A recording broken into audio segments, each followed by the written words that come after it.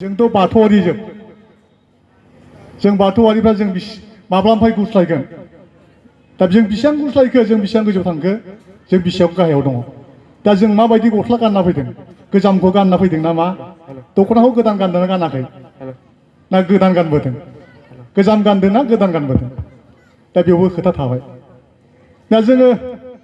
गावनि बाथौ थानसालिखौ जोङो मोजां साफा खालामो ना दिल्ली हायाबाबो सप्तासेयाव खनसे जोङो सावोना बे सोंथि फैबाय दा जों गावनिखौनो साफा खालामालाबानो जों मालायनि जोंगा मागावसो जों थांगासिनो दङ माने जुथा मुजा गाननानै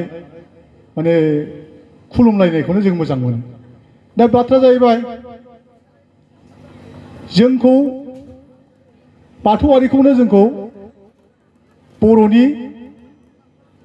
गासिबो बिथिङावनो राव थुनलाइ हारिमुआव बेरखांहोग्रा होननानै बाथौआरिखौनो बुङो दिनै जोङो गावनि जिनाखि बाथौनि फिल'सफि सान्थौ गासिबो संदानाबालायनो नागिराबालायनो गावनिखौ फोसाबाबालायनो गुबुननि साफायावसो थांनानै खुलुमनाय सिबिनायाव मोजां मोनो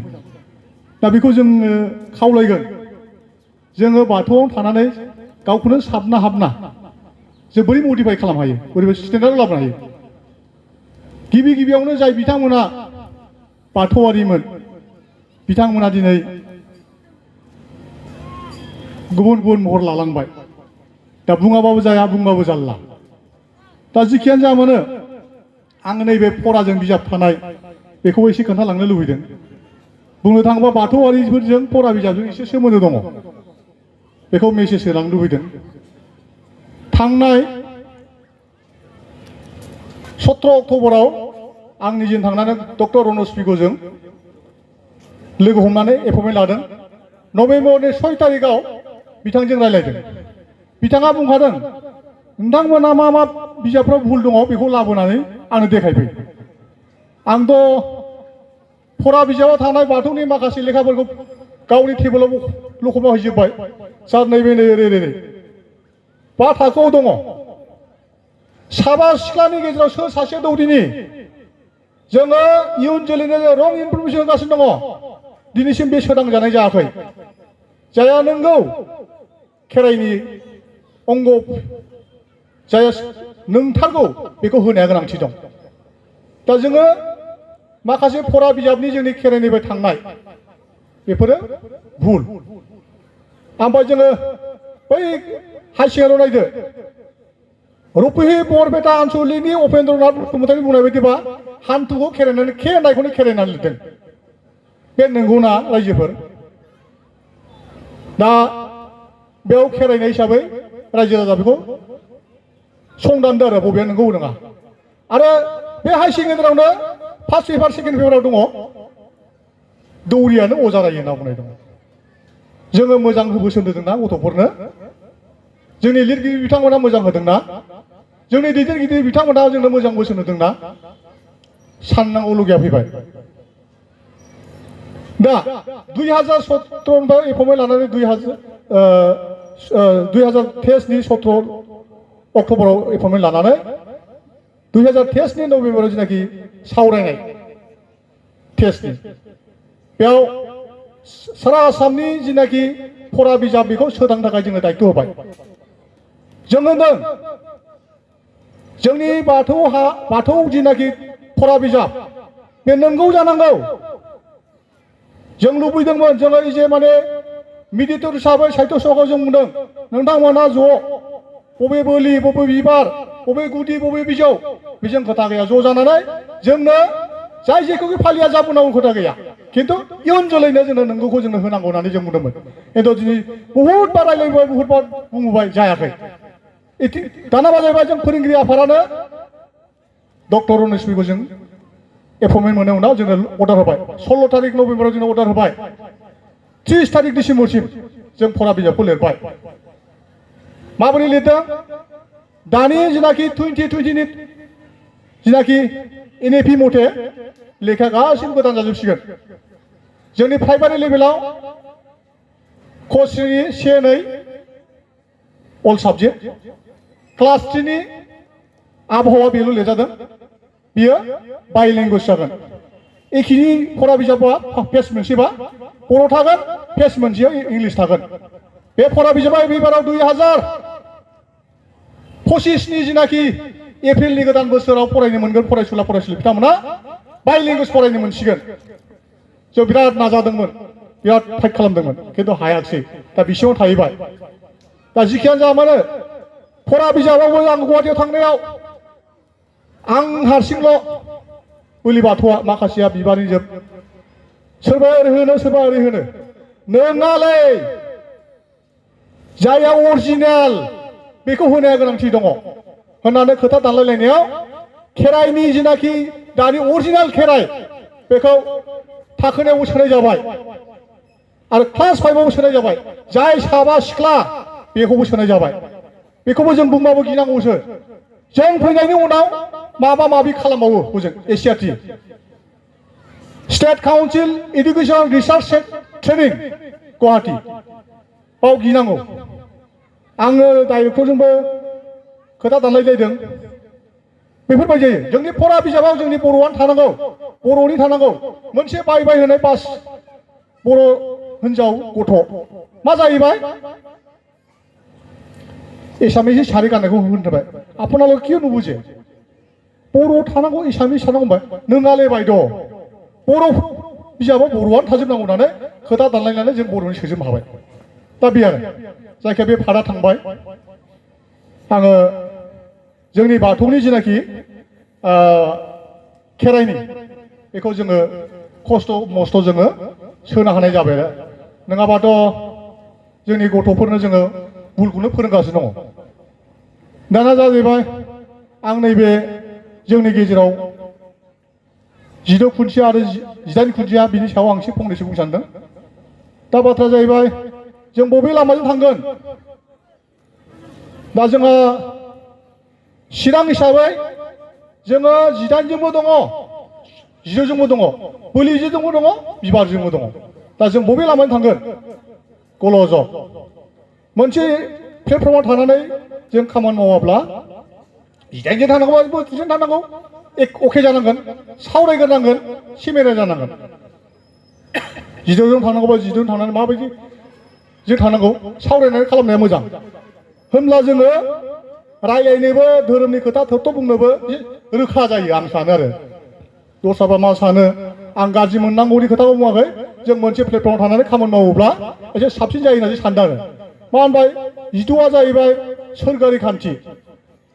18आ जाहैबाय बुहुमारि खान्थि 18खौ गारनानै 12बो जाया 12खौ गारनानै 18बो जाया मोननैखौबो गोनांथि नाहरदो जों सानैजों सासे सिख्ला आरो सासे सेंग्राजों जरा जुलि जायाबा बुहुमा सृष्टि जायानो बिनिखायनो जों हौवा माहारिया जाबाय सोरगोआरि खान्थि हिन्जाव माहारिया जाबाय बुहुमारि खान्थि जों नागिरदो बुहुमनिफ्राय जेनाखि फिसाया गोलैयाब्ला बुहुमाव जेबो सोरगोआव थानाय फिसाया बुहुमाव गोलैयाब्ला बियो बिफां महर जानो हाया जोंनि रायजो राजाया माइ गायो बाख्रि आगानाव दोनो बे बाख्रि आगाननि माइखौ दुब्लियाव फोआबा बे बिफां महर जाया गाजा बेरनाय नङा बिनिखायनो हाया जाहैबाय बुहुमारि खान्थि बेगरा जाहैबाय सोरगोआरि खान्थि दा बे मोननैबो डिफारेन्सआव आं बुंनो सानदों सोरगोआरि खान्थिया मा बुहुमारि खान्थिया मा बुहुमारि खान्थिया जाहैबाय हिन्जाव माहारि 7 दिन 7 राति जायाबालानो थानो हायो हिन्जाव माहारिया हौवा माहारिया सानबा हरबा थाब्ला थानो हायो मानो हिन्जाव माहारियालाय गोहो बांसिन खारना जाहैबाय हौवा माहारिया जेब्ला थैयो फांसे फिसा थालिरखौ दाननानै मोनबा फस्ला खालामनानै होनाय जायो ना मालाय जोबोर आरो हिन्जाव माहारिया थैयोब्ला बे फस्लाखौनो एकखौ दाननानै 7ता होनाय जायो दा मानो मोननै गोहो बारा मानो मोननै खम खारन जाहैबाय हिन्जाव माहारिया जाहोनानै फोथांनो हायो आहार दौनानै आरो जोनोम होनो हानाय गोहो दं बिनिखायनो हिन्जाव माहारिया मोननै गोहोआ बारासिन जोङो बेखौबो मिथिनाया दरखार दङ बिनिखायनो जोङो 16खौ गारनानै 18 जाया 18खौ गारनानै 16 जाया मानोथो बाय दाउथु माबाखौ मा होनो खुन्थियाखौ मानो थुब्ला दानखावदों जरा नङाबा सृष्टि जायानो ओंखायनो जरा गासिबो जरा बे आरो जिखियानो जा मानो आंखौ लिंहरगासिनो दं आङो बै मोनसे प्रग्रामाव फैदों होमब्लाबो आं एसे बुंनानै फोजोबना थांनो लुबैदों जिखियानो जा मानो जोंखौ गिबिनि मानसिफ्रा जोंखौ खाना होनना गालांबाय खानाया मा जाहैबाय 1971आवबो मोनसे रिअर्गानाइजेसन जादोंमोन जाय बे 1971नि रिअर्गानाइजेसन जानाय बे समाव जोंनि लिडारफ्रा सोरमोन नागिरहरदो सोरबाया होनदों जों एसामिस सोरबा होनदों जों बर' बेयाव मा होनदों जों दा ओंखायनो भुल खालामनांला रायजोफोर जों भुल खालामजानो लुबैयाखै 1971नि जिनाखि रिअर्गानाइजेसन बेयाव इन्दिरा गान्धीया डिक्लेयार होदों बे फिसा फिसा स्टेटफोरखौ फुलफिल खालामनाय जाथोंसै होननानै बुंनाय जादों दाना मा जाहैबाय बिदि होनबाय नालाय ओरै साउथनियावबो जाबाय ओरै आसामफ्रावबो जालाजोब्बाय माखासे स्टेटफ्रा फुलफिल जाबाय जोंनावबो बै लिडारफोराव सोंदों आरोखि hey आमोखा लिडार आं नामखौ बुंला 1971नि लिडारफोरखौ नागिरहरदो बे क'क्राझारनि जोबखाना लिडारा नोंथांमोनाथ' क'क्राझारनि जोबखा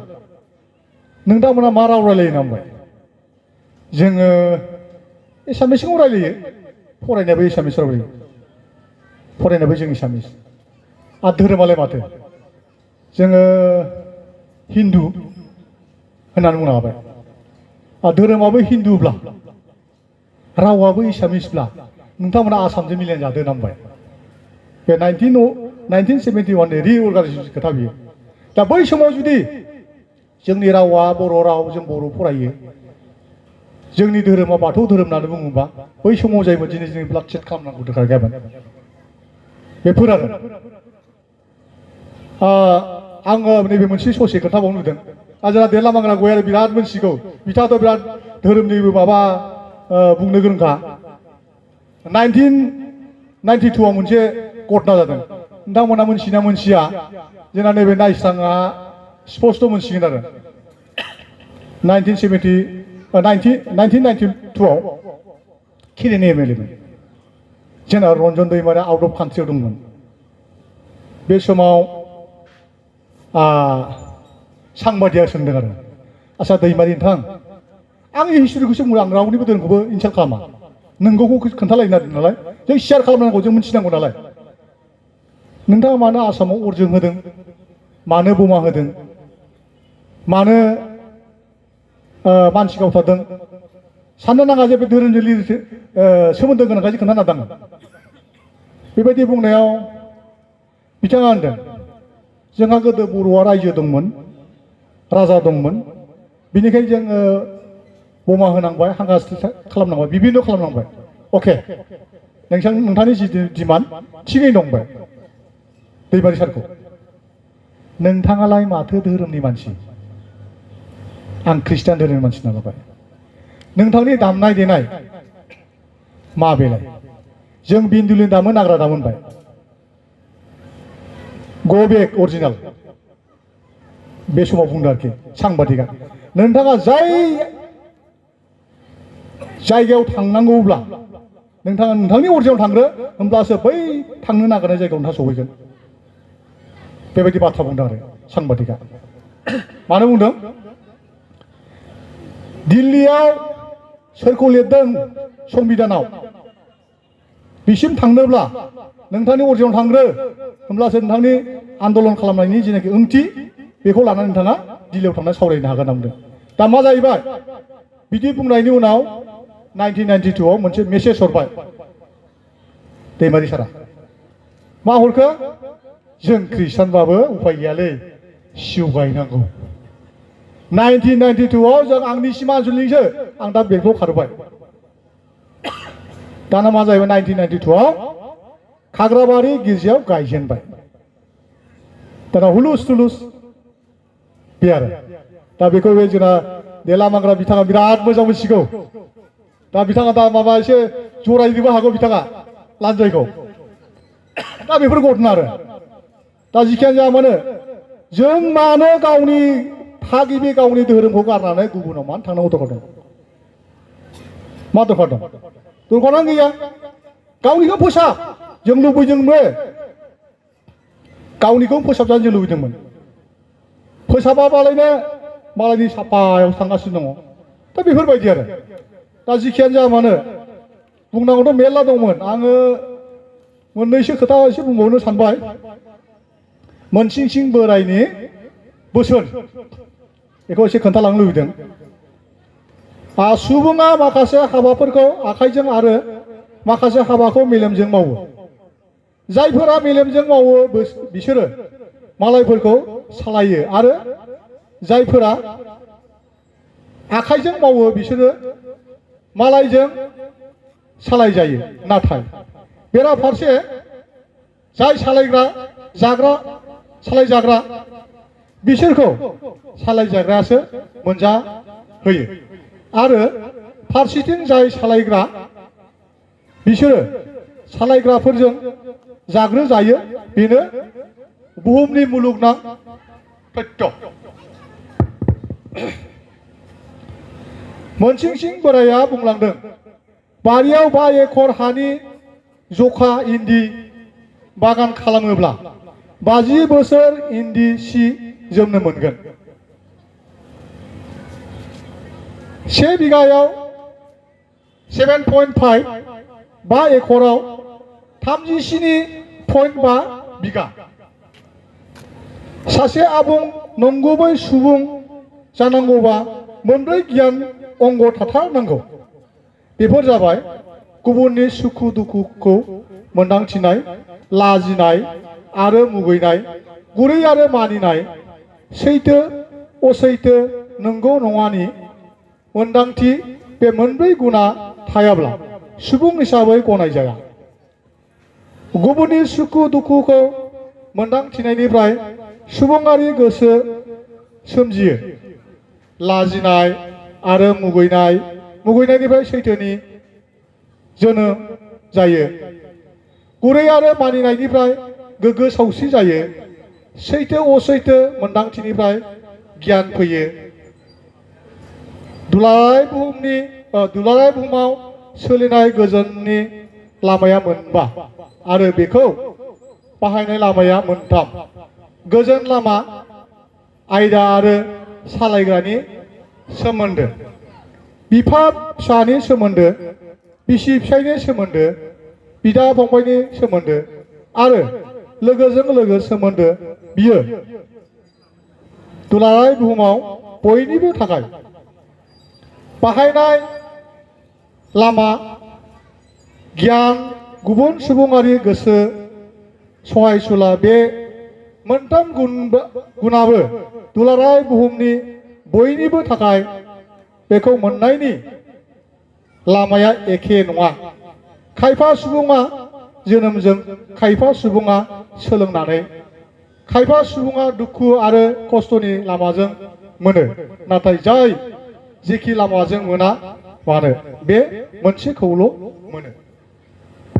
दा बे जाहैबाय माखासे जोंनि मोनसिंसिं बोराइनि बोसोन दा बियो बहा दङ बे हिस्ट्रि अफ चाइनिज